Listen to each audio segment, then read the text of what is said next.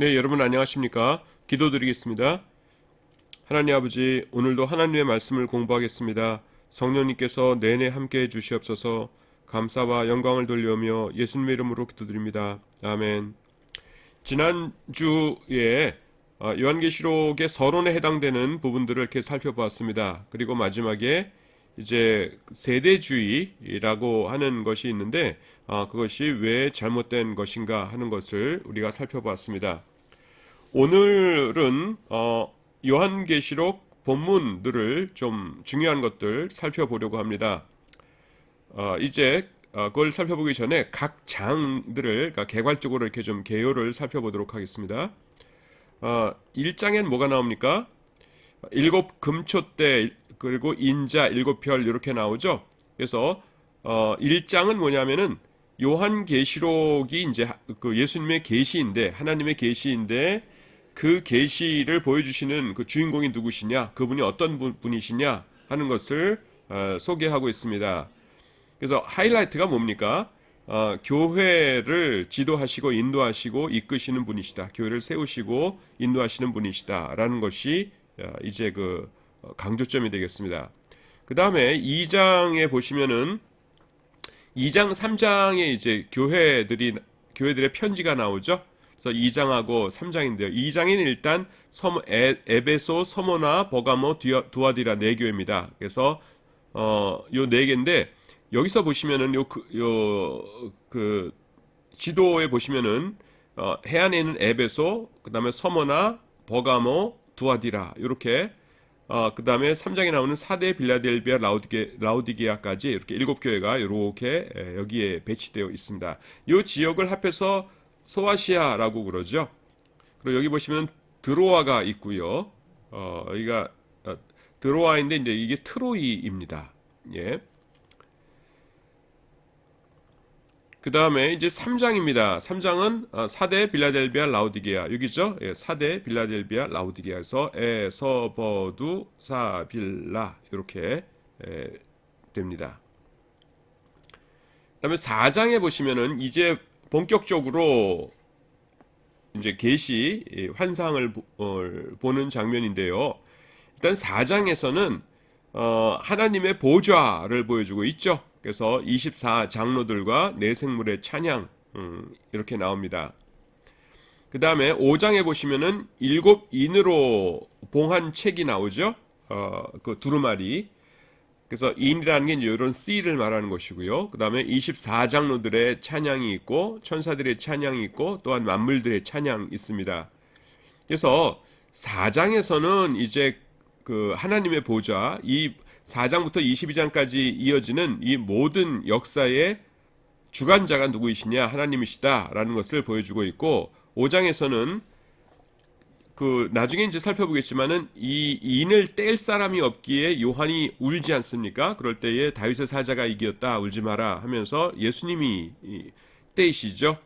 그래서 지금부터 일어나는 모든 역사들의 주관자, 그 역사들이 누구를 통하여서 이것이 가능하게 되었는가 하면은 어린 양이신 예수님을 통하여서 그런 말세의 역사, 하나님의 심판하시고 정의를 세우시는 역사가 가능하게 되었다. 이것을 보여주고 있습니다.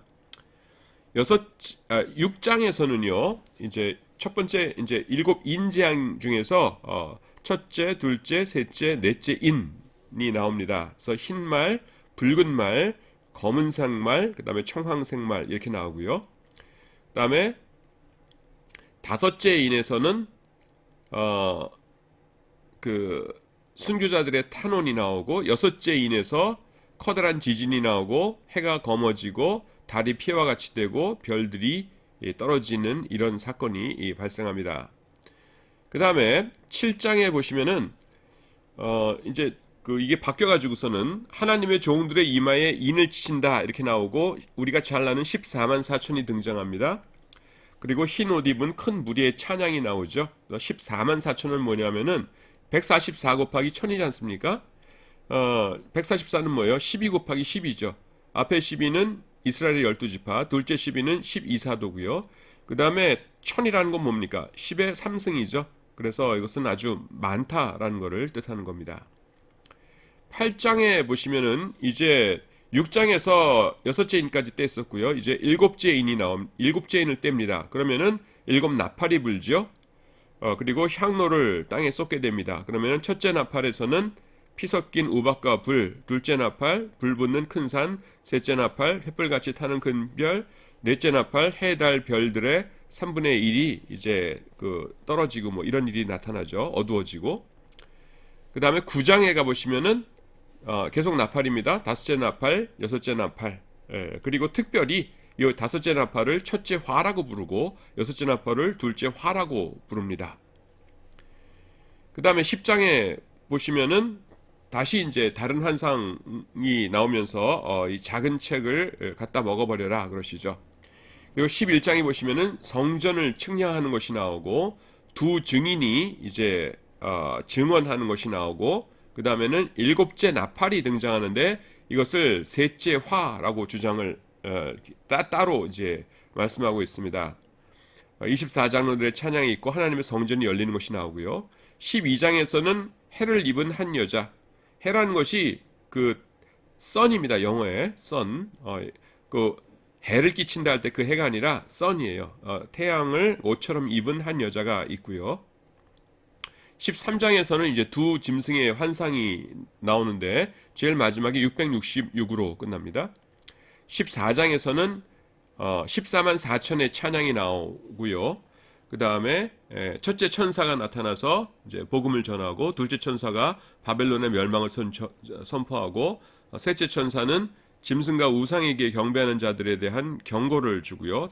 다른 천사는 내 낫을 휘둘러서 포도송이를 거두라 뭐 이런 말씀하고 그럽니다. 그 다음에 15장 가시면은 모세의 노래, 어린 양의 노래, 그 다음에 네 생물 중 하나가 금대적 일곱을 일곱 천사에게 준다 이렇게 나오죠. 그래서 그 첫 번째는 인, 그 다음에는 나팔, 그 다음에는 이제 그 대접 재앙이 나타납니다. 16장에서 그래서 그 일곱 대접 재앙이 나타나죠. 첫째, 둘째, 셋째, 넷째 이렇게 대접을 쏟습니다. 그 다음에 일곱 번째 대접까지 요 16장에서 이제 다 쏟고요. 그 다음에 17장으로 넘어가면은 큰 음녀가 있죠. 붉은 용을 탄, 붉은색 짐승을 탄, 그리고 머리가 일곱이고 열 뿔이 있고 이것이 이제 어린 양과 더불어 싸운다 이렇게 나옵니다. 18장에서는 바벨론의 멸망에 대해서 나오고 있고요. 19장에서는 찬양이 있고 백마, 흰 말과 그 탄자. 근데 이름이 충신과 진실 이렇게 되어 있고요. 짐승과 거짓 선지자가 패배한다 이렇게 나옵니다. 그리고 20장에서는 용을 잡고 무적행에 1천년 동안 가두고요. 그 다음에 첫 번째 부활이 있고 천년왕국이 있고 곡과 마구의 전쟁이 있고 흰 보자, 백보자 심판이 있고 그렇습니다. 21장에서 새 하늘과 새 땅에 대한 말씀이 나오고 거룩한 성 새 예루살렘에 대한 묘사가 나오고 22장에서 이제 생명수의 강 또 생명나무 해서 위로와 또 안 믿는 자들에 대한 경고 그리고 축복 이렇게 나오면서 전체가 끝나게 됩니다. 그 개별적인 구절들을 우리가 살펴보기 전에 그냥 그 장별로 한번 쭉 훑어보는 것이 필요할까 싶어서 제가 좀 말씀을 드렸습니다. 자, 이제 우리 강의 안으로 돌아오도록 하겠습니다. 요한계시록 본문 연구입니다. 제일 처음에 살펴볼 것은 이제 물론 1장 1절부터 봐야 될 것 같습니다. 예수 그리스도의 계시라 이렇게 시작돼요. 그런데 여기서 이 계시라는 말에 그 헬라어 단어가 뭡니까? 이게 아포칼립시스입니다. 아포칼립시스 이렇게 드러냄이죠. 그래서 아포칼립시스이기 때문에 이 요한계시록을 묵시문헌이다 이렇게 부르는 것입니다. 그 다음에 2절에 보시면은 예수 그리스도의 증거 이렇게 나오거든요. 증언하였다 이렇게 증거가 나오는데 그 증인이라는 말을 조금 설명할 필요가 있습니다. 증인이 여러분 헬라어로 뭡니까? 그렇죠. 마르티스죠. 마르티스인데요. 그 여기서 보시면은 영어에서 요 단어가 거의 똑같죠. 마터죠. 마터가 뭡니까? 순교자예요. 성경에서는 계속 그 마르티스라는 단어가 예수님께 대해서도 사용되고 있는데 여기서 파생된 말이 마터입니다. 그래서 마터는 순교자지요. 그래서 두 사이의 관계를 좀 우리가 알 필요가 있는데 뭐 아주 간단합니다. 뭐 그 뭐냐면은 법정에 끌려 나갑니다. 기독교인들이 초대교회 시대 때 끌려 나가 가지고 예수가 왕이냐 이렇게 묻죠. 그래서 예수님이 왕이십니다. 그러면은 이제 죽는 거예요. 왜냐하면은 왕은 로마 황제밖에 없는데 예수님이 왕이다. 그러면은 이 사회에 무리를 일으키는 반역 세력이구나 해서는 이제 죽는 겁니다. 그래서 이 증언을 하면 죽었어요. 그래서 이 마르티스 증인이 계속 죽게 되니까 이 마르티스 증인이라는 말이 그냥 순교자가 되어 버립니다. 그래서 여기서 나온 단어가 마터가 돼요. 보세요. 맴이죠. 어, 뮤이죠 참. 맴은 히브리어죠. 뮤, 그 다음에 M, 그 다음에 알파, A, 그 다음에 로, R, 그 다음에 타우, T, 윕실론, Y, 그 다음에 시그마, R. 요거 마지막 철자만 다르고 나머지는 그 딱딱딱딱 대응이 됩니다. 지금 이거를 제가 왜 설명드리려 하냐면은 뭐 영어 어원 설명드리려는 것이 아니라 그 마르티스가요, 마터의 의미를 갖게 되는 것이 2세기 말이에요. 2세기 말. 그러니까 요한계시록이 쓰이고 또 그 이전에 신약 성경이 쓰여질 당시에는 마르티스가 아직 순교자의 의미로는 사용되지 않았습니다. 마르티스가 순교자라는 의미를 갖게 된 것은 2세기 말이에요. 그러니까 그 순교들을 많이 하신 다음에 그렇게 된 거예요. 성경이 기록될 당시에는 그냥 마르티스는 증인 자체입니다. 이거를 왜 말씀드리냐 하면은 학생들이 이제 신학 논문을 쓰거나 아니면은 강해 설교하실 적에 증인이란 단어가 나오면 그냥 증인이라고만 설명을 하셔야 되는데 그 마터의 어원이 마르티스라는 거를 아시는 분들이 자꾸 이제 성경 증인을 설명하시면서도 자꾸 순교자랑 연관을 시키시거든요. 근데 성경에 기록될 당시는 아직은 아니에요. 이것이 AD 2세기 말에 돼서야 마르티스가 그 순교자의 의미를 갖게 됩니다. 그래서 그거 좀 설명해 드리고 싶어서 잠깐 멈췄습니다. 그 다음에 이제 일곱 교회가 나오죠. 일곱 교회. 일곱 교회가 나오는데 이 일곱 교회에 대해서 이런 해석이 있습니다. 뭐냐면은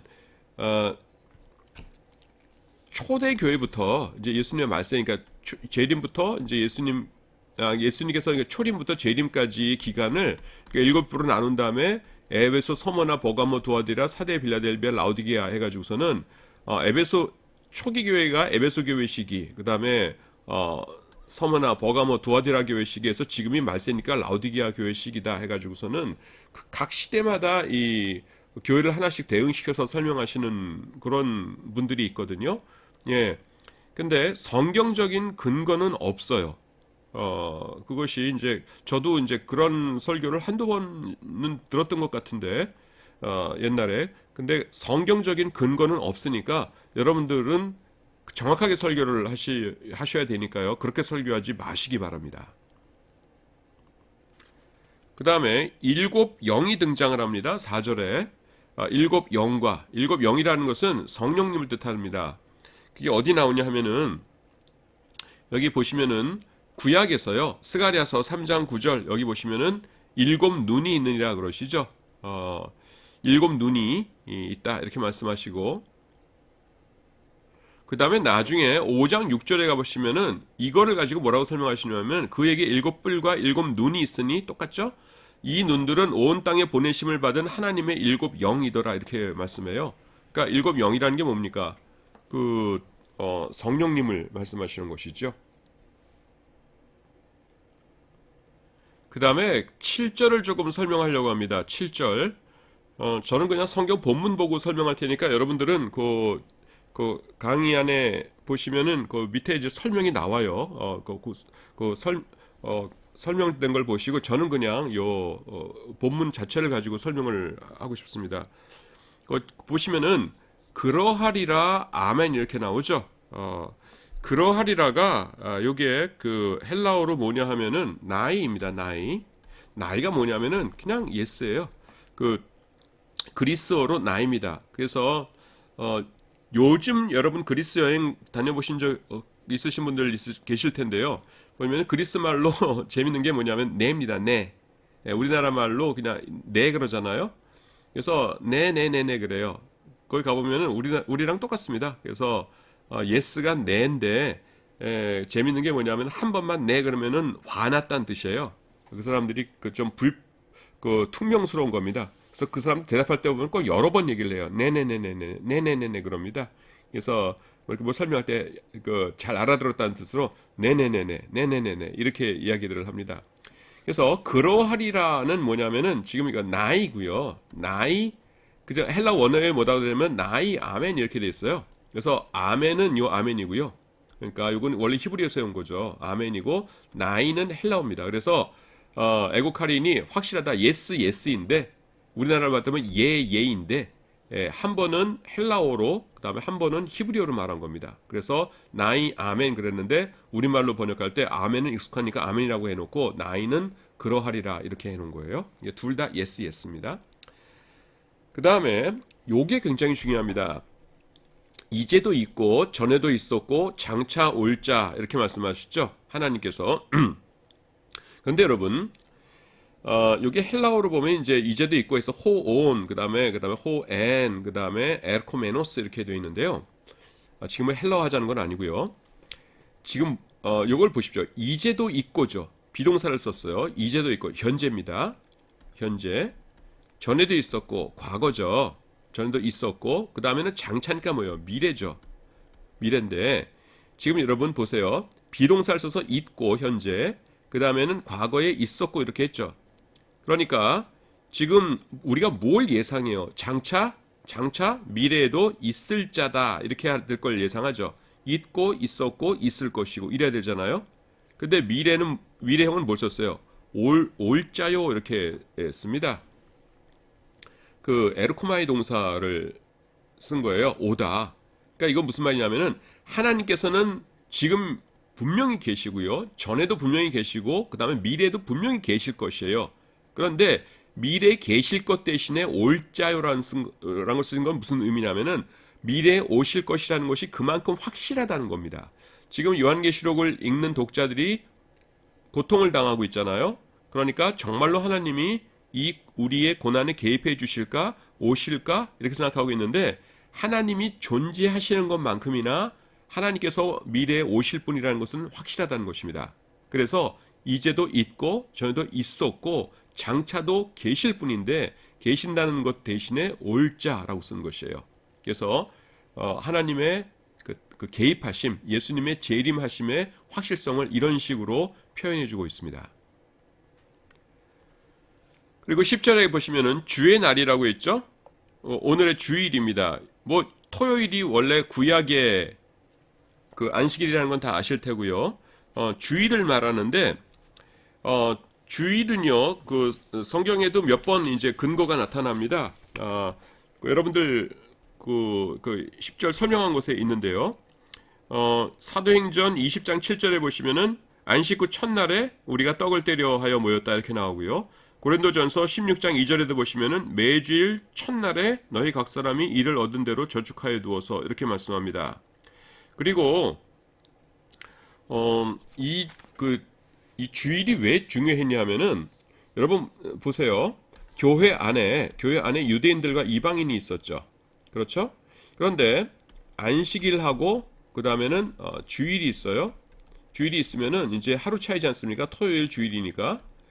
그러면 유대인들은요 안식일에 모여서 이제 예배를 드리고요. 교회 초기에 많은 사람들은 예수님을 믿으면서도 회당 예배에 참석했어요.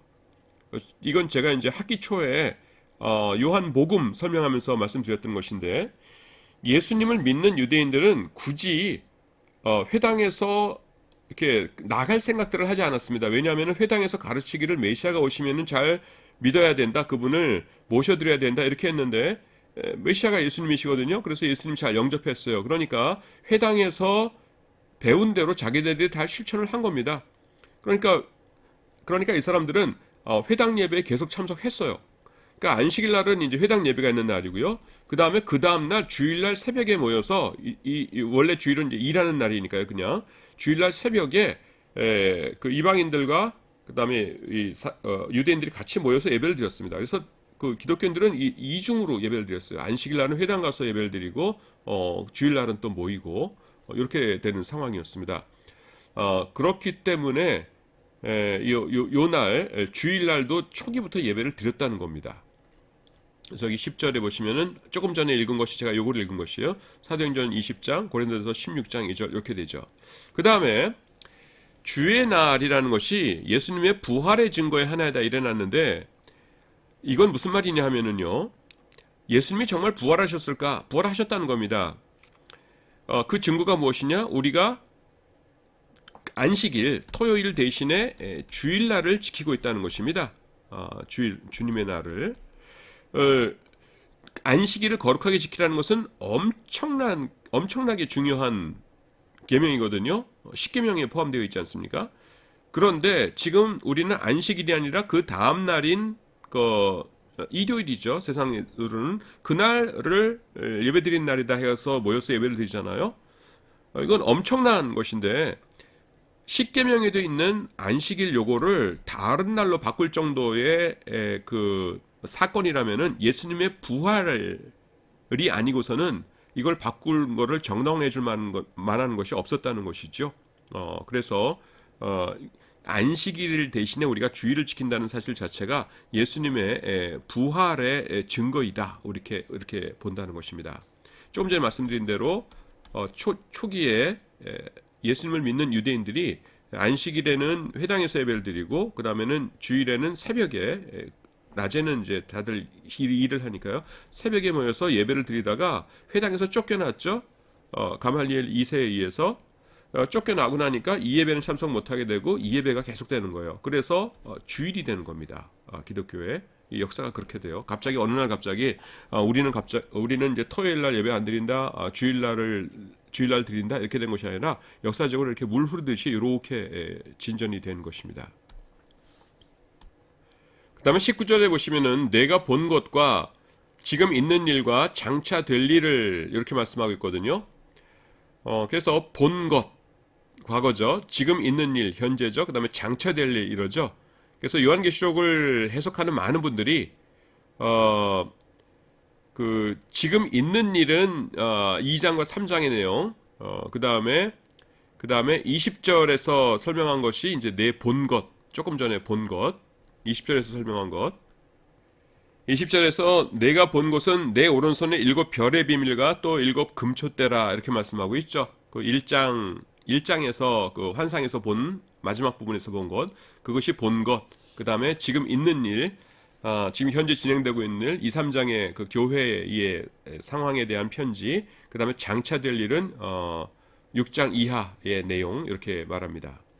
그 4장에서부터 보지 않습니까? 근데 4장과 5장은 아까 제가 수업 처음에 보셨듯이 4장에서는 하늘 보좌가 나오죠. 4장에서 하나님의 보좌, 5장에서 이제 예수님께서 인대시기 직전까지의 장면 이렇게 나옵니다. 그래서 6장 이하의 역사의 내용, 그것을 말하는 것 같습니다.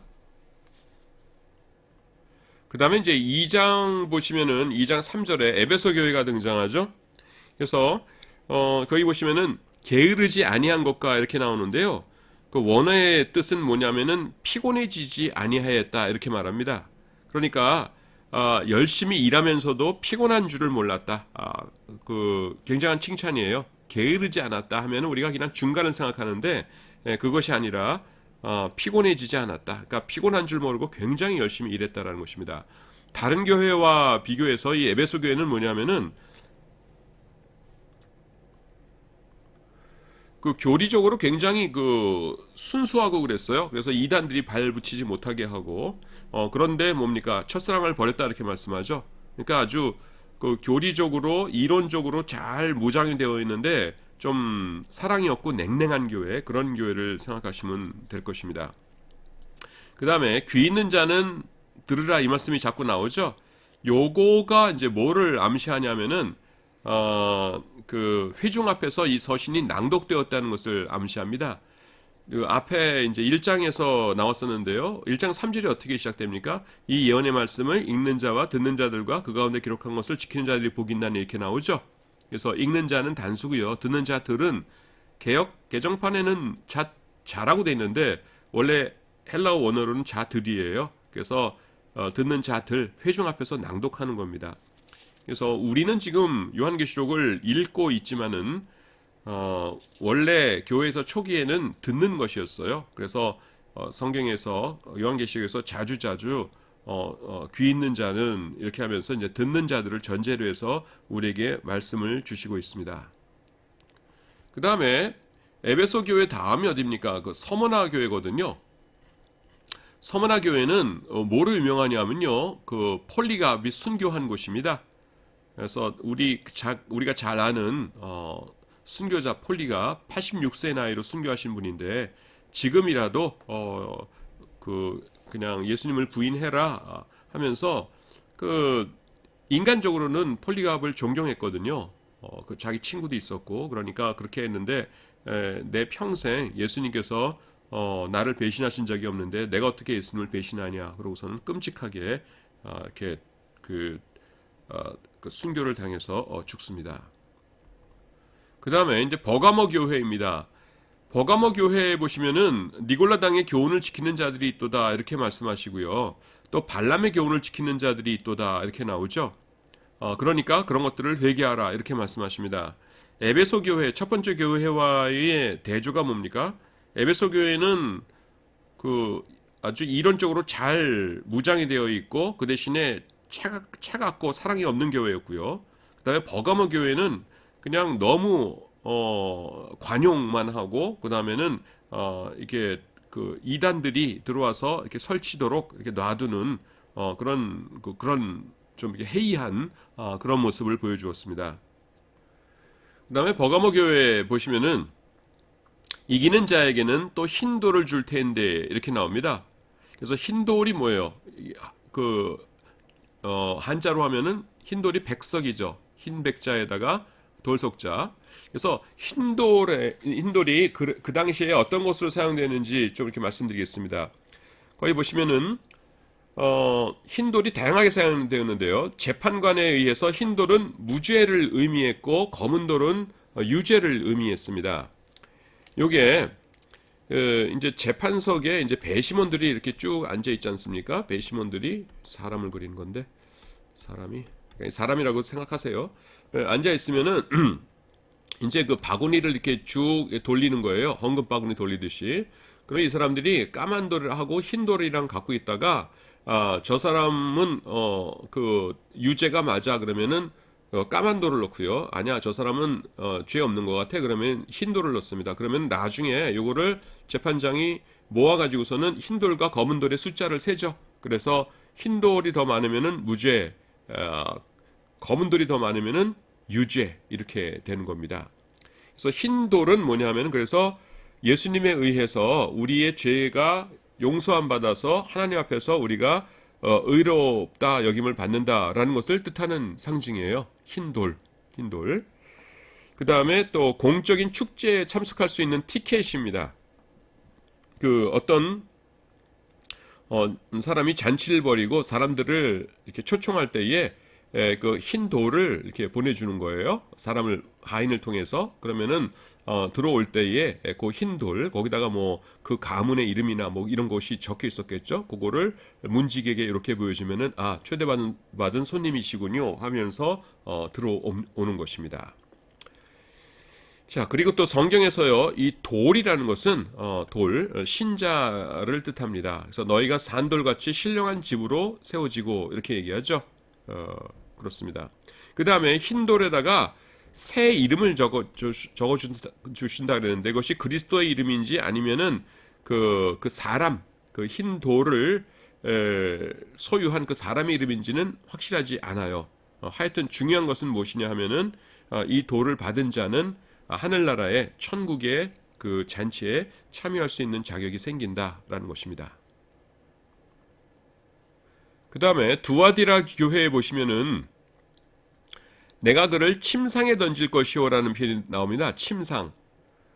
그 여자 이세벨이다 이렇게 나오고요. 그 다음에 그에게 회개할 기회를 주었는데 회개하지 않는다. 그러니까 내가 침상에 던질 것이다 이렇게 나오는데요. 여기서 침상이라고 번역된 단어가 뭐냐면은 병상, 그러니까 병원에 있는 병상 있죠? 그 병상으로 번역하는 것이 좋습니다. 그래서 여기서 뜻이 뭐냐면은 이세벨이 뭐 성경적으로 확실하지는 않지만요. 그 교회의 두아디라 교회의 목회자의 부인이었다. 그러니까 사모님이었다. 이런 소리 있어요. 근데 온갖 나쁜 짓을 하니까 회개할 기회를 줬는데 안 주니까 침상에 던질 것이다. 다시 말해서 육체적인 중한 병을 앓게 할 것이다. 그래서 그 침대에 누워서 꼼짝하지 못하도록 할 것이다. 이렇게 해석하는 것이 더 좋습니다. 그래서 여기 우리말 성경으로는 침상 일어났는데요. 정확한 번역은 병상이라고 하는 것이 더 정확한 번역이라는 것 알아두시기 바랍니다. 3장 10절을 보겠습니다. 여기 보시면은 빌라델비아 교회인데요. 내가 나의 인내의 말씀을 지켰은즉 내가 또한 너를 지켜 시험의 때를 면하게 하리니 이렇게 나옵니다. 내가라고 한 것에서요. 이거 헬라어가 뭐냐면은 카고예요. 카고 이렇게 나옵니다. 요게 카고가 뭐냐면은 카이 그다음에는 에고 이렇게 되는 것이에요.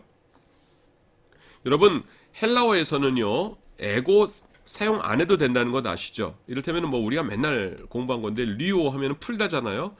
오, 에이스, 에이, 오메네테오시 이렇게 나가기 때문에 그 오가 나오면 당연히 내갑니다. 그래서 안 써도 되는데 안 써도 되는 에고를 인칭대명사를 썼다는 거 뭘 뜻하냐면 굉장히 강조하는 겁니다. 내가라고 굉장히 강조하시는 것이죠. 그래서 이건 무슨 뜻이냐면은 네가 정말로 기특하게 하나님의 말씀을 잘 지키고 인내했다. 그러므로 내가 반드시 너를 지켜줄 것이다. 네가 그렇게 나에 대해서 충성을 보였으니 내가 반드시 그것을 지켜줄 것이다 라고 하면서 여기서 카고라고 하는 강세형을 또 사용했습니다. 그 다음에 여기 보시면은 시험의 때를 면하게 한다 그러셨죠.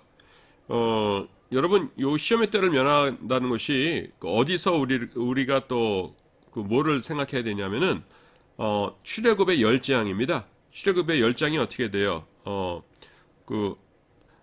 피게이파 악독 우메 흑장 이러죠.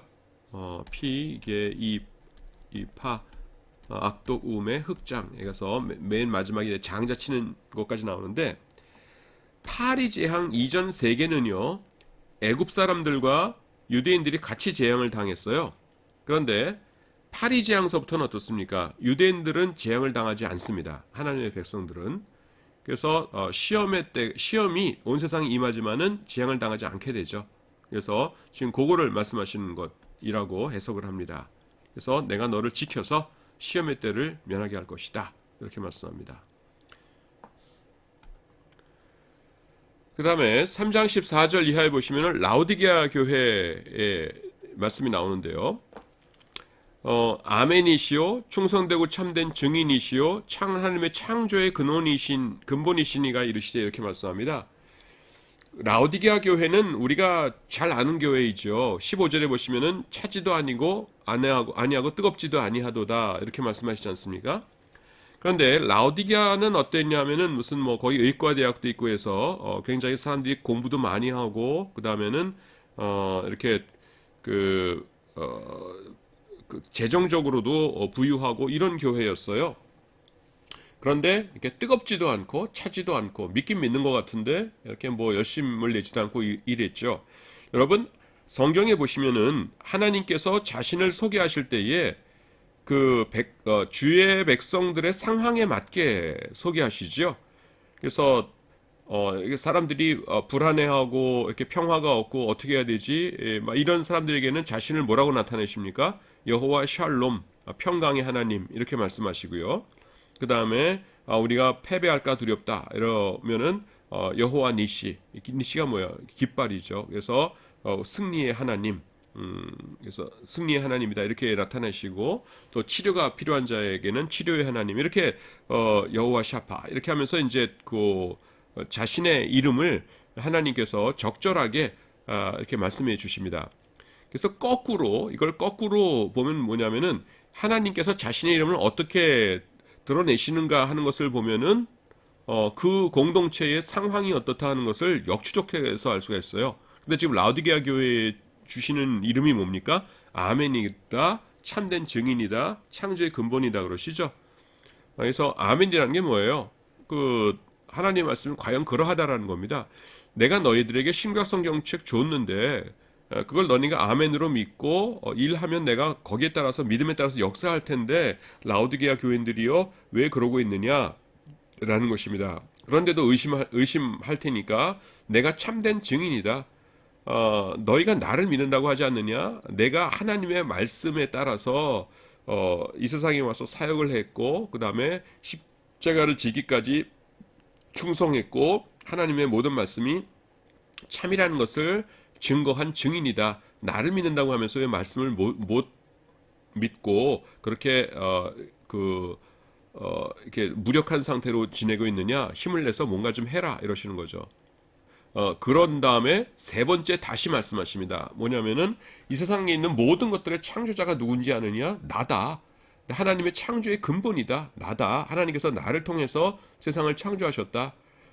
그러니까 너희가 나에게 순종하고자만 한다면은 이루지 못할 일이 없을 텐데 왜 그러고들 있느냐? 라오디게아 교인들아 제발 일어나라. 라는 그런 간절한 소망을 알려주시는 겁니다. 그래서 이름이 뭐예요? 아멘이요, 증인이요, 창조의 근본이다. 이렇게 말씀하고 계시는 것이죠. 그런데요, 19절에 보시면은 참 감사한 일이 나타납니다. 내가 사랑하는 자를 책망하여 징계하노니 그러시죠. 그렇게 책망은 하시지만 뭡니까? 라오디게아 교인들이 여전히 예수님의 사랑의 대상이라는 것입니다. 그 다음에 20절에 보시면은 볼지어다 내가 문 밖에 서서 두드리노니 이렇게 나오죠. 여기서 문 밖에 서서가 뭐냐 하면은 완료 분사예요. 헤스테카라고 해서 완료 분사입니다. 완료형은 언제 사용됩니까? 과거에 어떤 사건이 지금까지 영향을 미치고 있을 때 혹은 계속될 때 지금까지 이거죠. 그래서 지금 막 도착하신 것이 아니에요. 너네들은 지금 이 편지를 처음 읽고 듣고 있겠지만은 나는 옛날부터 너네들 문 밖에 서 있었다. 그겁니다. 그 다음에 두드리노니는 현재형으로 되어 있습니다. 이건 무슨 말씀이냐면은 현재형은 뭡니까? 반복적인 동작을 나타내죠. 그래서 예수님께서 계속 문을 두드리시는 것이에요. 문 열어라, 문 열어라. 내가 너와 함께 들어가서 함께 먹고 마시고 싶다 하면서 문을 열어라, 문 열어라 이렇게 말씀하십니다. 그래서 내가 그에게로 들어가 문을 열면은 그와 더불어 먹고 그는 나와 더불어 먹으리라 이렇게 말씀하십니다. 여러분이 먹는다는 표현이요 몇 가지 의미가 있는데요. 첫 번째는 뭐냐면은 일상생활의 모든 것을 함께 하신다는 겁니다. 우리가 먹는다는 행위는 뭡니까? 매일 반복되는 것이죠. 그러니까 어떤 엄청난 몇 년에 한 번씩 있을 만한 내가 무슨 콩쿨 대회에 참여하고 그러는 것이 아니에요. 일상적인 모든 것에서 예수님께서 나와 함께 해주시겠다라는 것입니다. 그리고 두 번째는 뭐냐면요. 먹는 거라는 것이 이제 가지고 있는 의미가 두 번째는 대화해 주신다는 겁니다. 여러분, 우리가 누군가 밥을 먹을 때 왜 밥을 먹어요? 대화하려고 먹죠. 학생분들이 가끔 가다가 저한테 연락하셔서 며칠 다음 주 무슨 요일에 식사 같이 하실 수 있습니까? 그러세요. 그건 뭡니까? 밥 먹으면서 저와 무슨 대화할 일이 있으시다는 것이죠. 그냥 아무 소리 않고 그냥 밥만 떡 먹고서는 잘 먹었습니다. 하고서는 예 안녕히 가십시오 하고 헤어지는 거 그런 것은 상상이 안 되죠. 그러니까 예수님께서 우리와 함께 먹으시겠다, 잡수시겠다라는 건 뭐예요? 우리와 대화해 주시고 교제해 주시겠다는 겁니다. 그리고 먹다 있는 세 번째 의미가 있는데요. 이걸 사실 제가 제일 좋아하는 건데 이건 뭐냐면은 먹는다는 건요 즐거운 겁니다. 여러분 금식해 보셨죠? 우리 모두 금식해 봤지 않습니까? 근데 금식할 때는 어떻습니까? 이 세상에 낙이 없죠. 예. 금식하는 기간에는 아무런 낙이 없습니다. 그래서 먹는다는 건 뭐예요?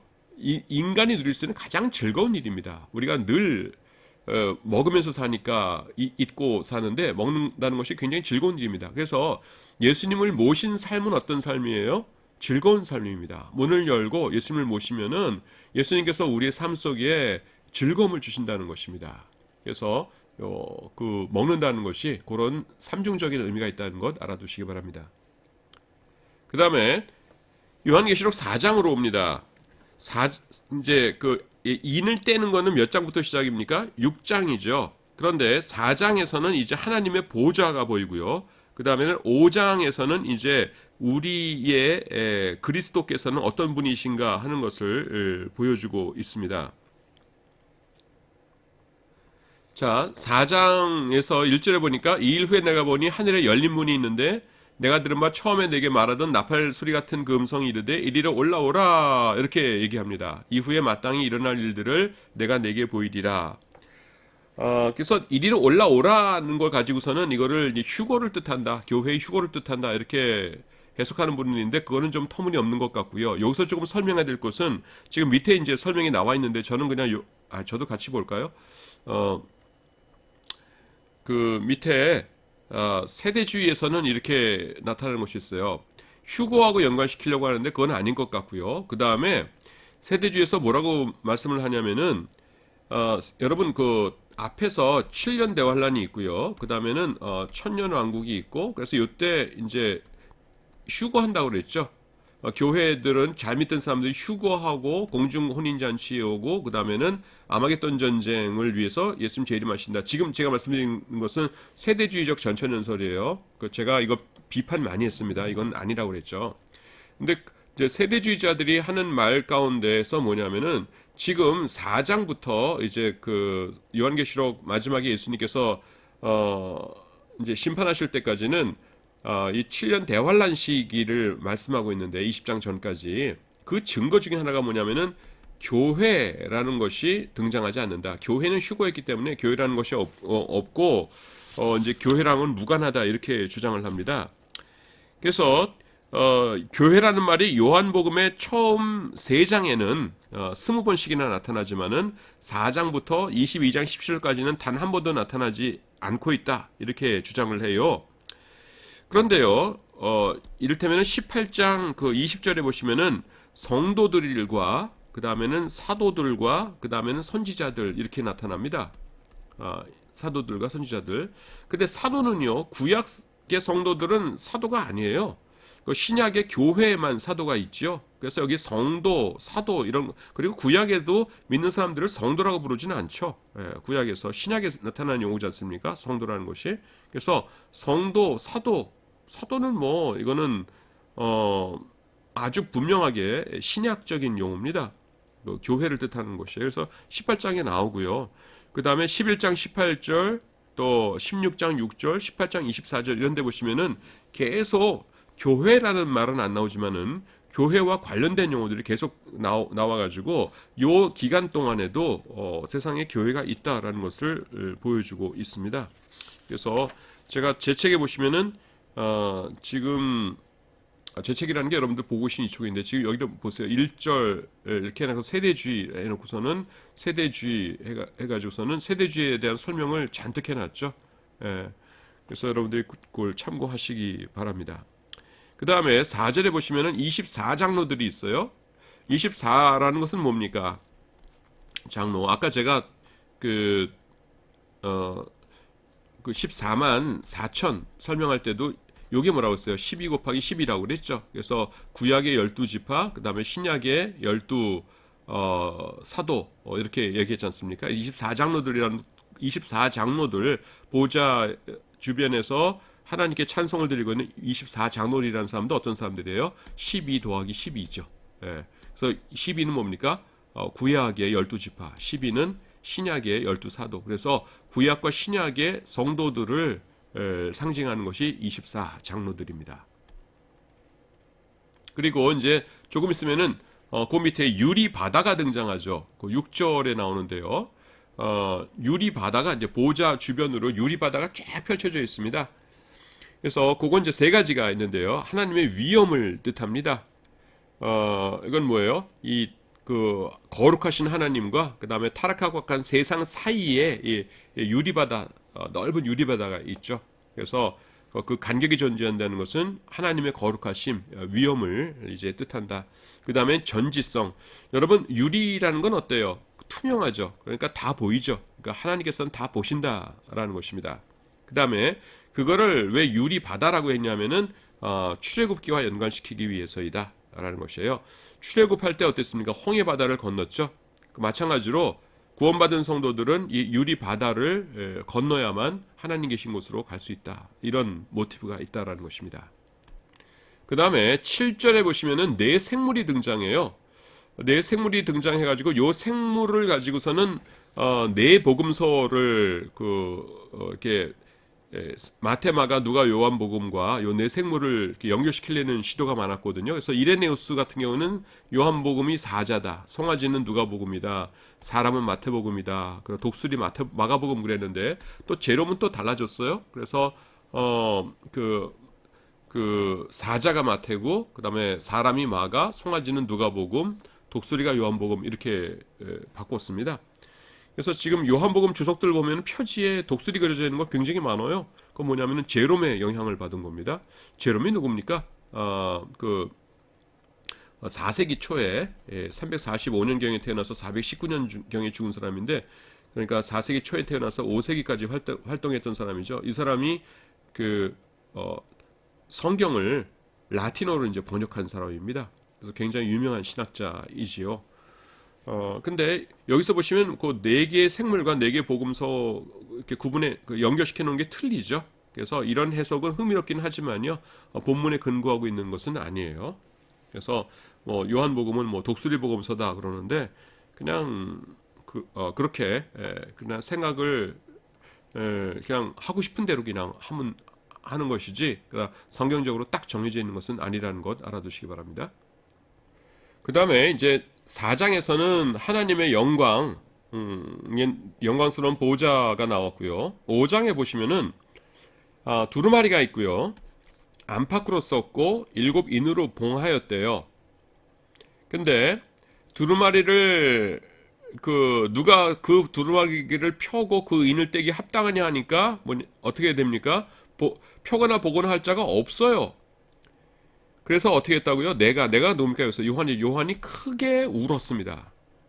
울었더니만은 장로 중에 한 사람이 와서 가로되 유다 지파의 사자 다윗의 뿌리가 이겼다. 이게 예수님이시죠. 이겼으니 그분이 그 두루마리와 그 7인을 떼시더라. 이렇게 말씀합니다.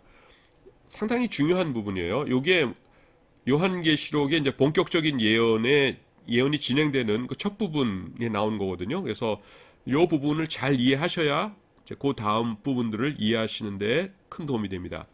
두루마리가 있으니 안팎으로 썼다는 건 뭡니까? 이게 지금 이 내용이 뭐냐면은요. 자, 하나님의 역사가 이렇게 진행돼요. 그리고 이제 마지막이에요. 이때가. 그래서 마지막에 이제 천국과 지옥이 나눠지고 마지막인데, 이때는 무슨 일이 있어야 되냐면은 하나님의 정의가 실현되어야 됩니다. 지금 악한 자들이 막 살도록 지금 이 악한 영들, 사탄 마귀가 막 준동하면서 자기 뜻대로 세상을 이렇게 막 엉망으로 만든 상태에서 세상이 끝나도록 그렇게 만들면 안 되고요. 하나님께서 개입하셔가지고서는 이거를 이제 바로 잡으시고 하나님의 역사를 이루시고 이렇게 하면서 세상이 끝나야 되거든요. 세상 마지막에 마무리를 잘해야 되지 않습니까? 그래서 요 역사, 요 때는 이렇게 해야 되고 저 때는 요 때는 이렇게 하고 쫙 기록하는 것이 그게 두루마리예요. 그리고 요거를 돌돌돌돌 잘 말아가지고서는 이렇게 있고요. 그래서 이 안팎으로 썼다는 건 뭐냐면은 하나님 안팎으로 썼다는 거 지금 하나하나 지금 제가 강해드리고 있는 겁니다. 썼다는 건 뭐냐면은 하나님께서 이 역사를요 치밀하게 계획하셔가지고서는 더 이상 플러스하거나 마이너스 뺄 거가 없다는 겁니다. 하나님의 그 계획이 이제 완전히 완성되었다는 것이에요. 예. 그래서 여기 만약에 안쪽으로만 썼고 바깥은 백지다 그러면 여기다 뭔가를 더 할 수가 있겠죠. 아니면 앞에 거 지우고 이렇게 찌욱 거가지고서는 다시 수정하거나. 그런데 안팎으로 썼다는 거 뭡니까? 하나님의 역사에 대한 계획이 확정돼 있어가지고 더 이상 건드릴 게 없다는 겁니다. 그 다음에 7인으로 봉했다는 건 뭐예요? 이렇게 7개로 봉했다라는 것입니다. 그러니까 어떤 분은 이렇게도 말씀하세요. 뭐냐면은 그리기가 굉장히 힘든데 요걸 해서 여기는 하나만 있고 하나는 이렇게 딱 떼고요. 그 다음에 요 상태로 요만큼 떼가지고서는 역사가 이루어진다면 여기 인이 또 있다라는 겁니다. 그래서 인을 딱 떼더니만은 이제 쭉 갔더니만은 또 인이 나타나고서 딱딱딱딱 이렇게 두루마리를 이렇게 풀어가면서 인을 하나씩 뗐다라고도 말씀하시더라고요. 뭐 그것도 충분히 가능할 것 같은데 뭐 성경에 자세하게 나오진 않으니까 우리가 뭐가 옳다고는 못하겠어요. 그래서 보통 말하는 것은 그냥 인봉을 했는데 그 7개로 다섯여섯 7개를 이렇게 인봉을 해놨다. 그래서 이것은 뭐냐면은 그 하나님에 의해서 그것을 떼일 수 있도록 권위를 부여받은 사람이 아니고서는 절대로 안을 들여다보지 못하도록 엄중하게 인을 쳐놓은 것이다. 인이 하나만 있어도 권위가 있는 것인데 7개를 인을 쳐놨다 그러면 엄청난 것이죠. 그래서 그 7개를 이렇게 딱 막아놨다라는 것입니다. 이 부분 중요하기 때문에 다음 시간에 요거 다시 설명하도록 하겠습니다.